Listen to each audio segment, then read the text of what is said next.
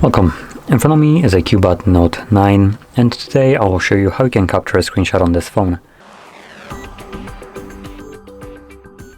So to get started, you'll want to open up content that you wish to capture. I'll be using just a home screen as an example for this. And once your content is open and visible, hold power key and volume down at the same time. You'll get this on along with a pop-up right here with share and edit option, and after a moment it will just disappear. There we go. So let's open up our photo application,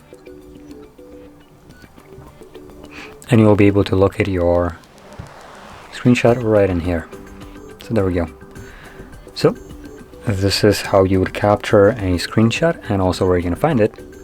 And if you found this video helpful, don't forget to hit like, subscribe, and thanks for watching.